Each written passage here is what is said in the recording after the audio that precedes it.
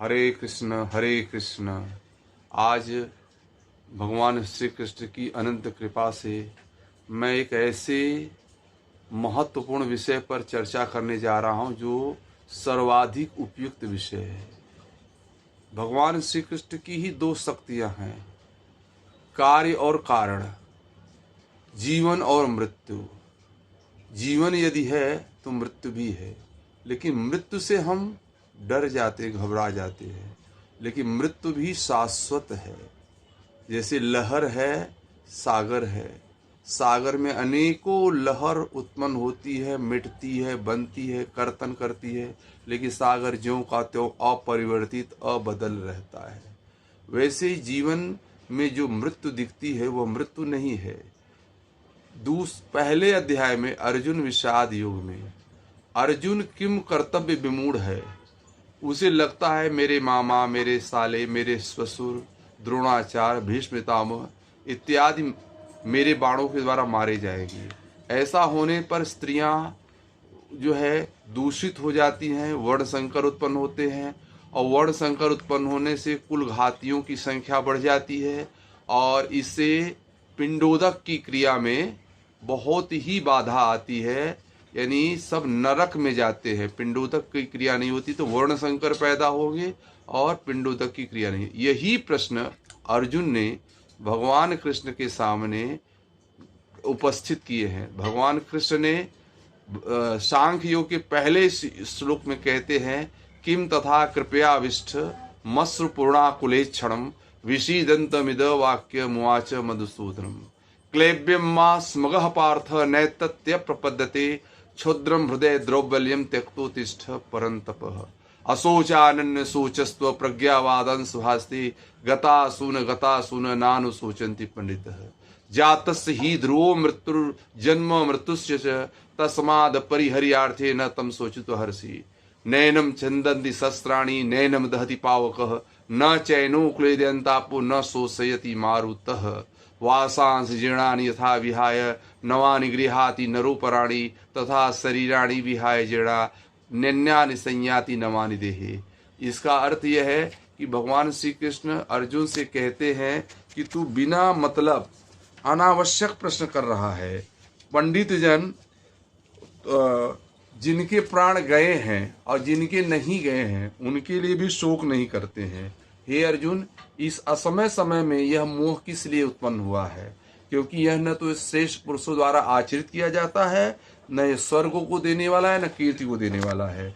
इसलिए कहते हैं कि आत्मा सब काल में अजन्मा है, अनादि है, और इसमें किसी भी प्रकार से हमें शोक नहीं करना चाहिए। और तू न शोक करने योग्य मनुष्यों के लिए शोक करता है और पंडितों के से वचनों को कहता है, और जिनके प्राण गए हैं और जिनके प्राण नहीं गए उनके लिए पंडित जन शोक नहीं करते हैं। और भगवान ये भी कह, देहिनो यस्मिन यथा देहे कौमारम यौनम जरा तथा देहांतर प्राप्ति धीरस तत्र न मुह्यते। जैसे जीवात्मा की इस देह में बालकपन, जवानी और वृद्धावस्था होती है, वैसे ही अन्य शरीर की प्राप्ति होती है। उस विषय में धीर पुरुष मोहित नहीं होता है। और हे अर्जुन, सर्दी गर्मी सुख दुख को देने वाले इंद्रिय विषयों के संयोग तो उत्पत्ति विनाशशील और अनित्य हैं। इसलिए हे भारत, उनको तू सहन कर, युद्ध कर। मैंने विषय है कि शरीर की मृत्यु है। सागर विराट एवं अनंत है, उसमें अनेक तरंगे आती हैं, चली जाती हैं।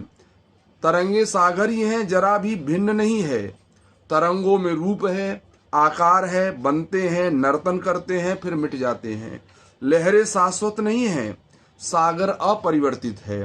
सागर की मौत कभी नहीं होती है, मिटती हैं। शरीर की मौत होती है। शरीर पहले भी नहीं था, अभी भी नहीं की तरफ जा रहा है, बाद में भी नहीं रहेगा।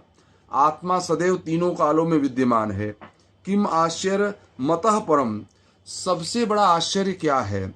यह प्रश्न यक्ष ने युधिष्ठिर से किया था। युधिष्ठिर ने कहा कि सबसे बड़ा आश्चर्य तो यह है कि मनुष्य दूसरों की मृत्यु को देखने के बाद भी अपनी मृत्यु को याद नहीं रखता। मैं नहीं मरूंगा।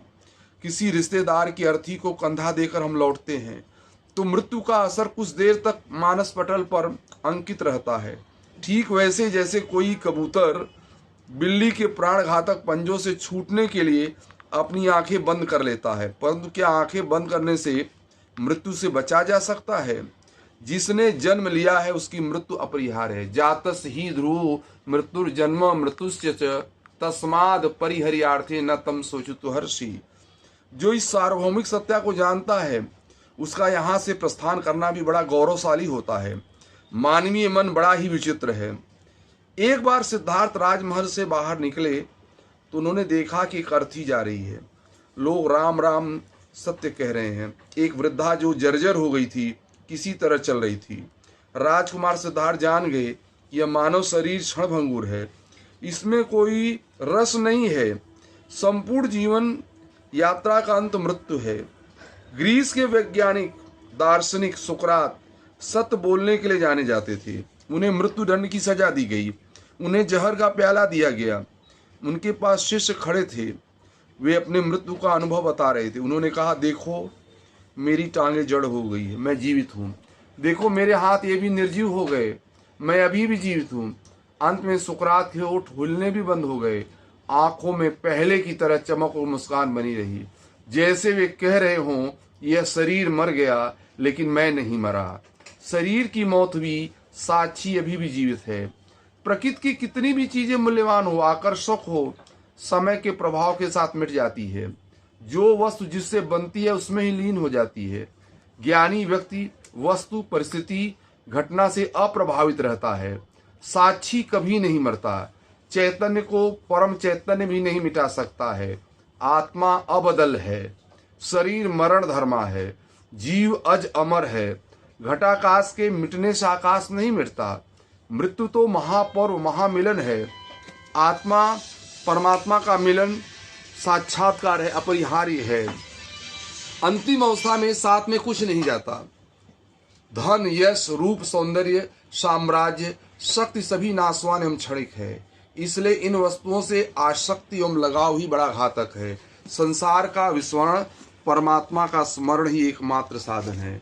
अंत में मैं कहना चाहूँगा कि जीवन परमात्मा की अनुपम दिव्य अलौकिक देन है।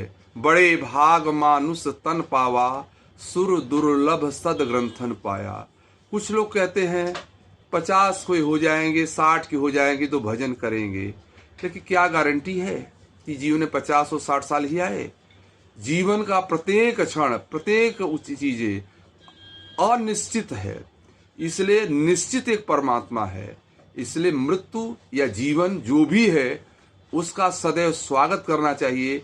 और हमारा जो कार्य और कारण है, परमात्मा कार्य भी है, कारण भी है, उपादान भी है, अधिकरण भी है, सब कुछ वही है। इसलिए उसकी सत्ता में हम जाते हैं तो मृत्यु का जो अपराध भाव ग्रस्त बोध है वो नहीं होता है। और हम कहते हैं ना, ममे मानसे जीव लोके जीव भूत सनातन मनः षष्ठान इंद्रियाणी प्रकृति स्थान करती। हे अर्जुन, यह जीवात्मा मेरा शुद्ध बुद्ध नित्य सनातन अंश है। इसलिए जब हम परमात्मा के हैं, जैसे लहरों ने सागर को मान लिया तो सागर ही हो गई ना, वैसे जीव परमात्मा का शुद्ध बुद्ध नित्य सनातन अंश है। सदैव उसका चिंतन करो।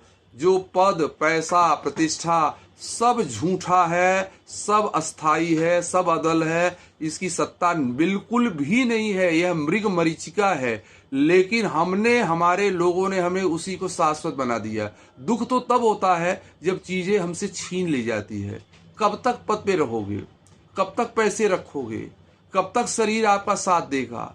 ये तो मिटना ही है। लेकिन जो मिटने में अमिट को देख लेता है, शरीर में शरीरी को जो देख लेता है, खेत के अंदर खेत के किसान को जो देख लेता है, क्षेत्र के अंदर क्षेत्रज्ञ को दे, उसकी मृत्यु नहीं होती है। मृत्यु तुम्हारे विचारों की होती है, तुम्हारे उच्च कर्मों की नहीं होती है। सदैव परमात्मा का चिंतन करो, हमेशा मनन करो, स्मरण करो, नित्य ध्यान करो, अनुशीलन करो और उसी में खो जाओ।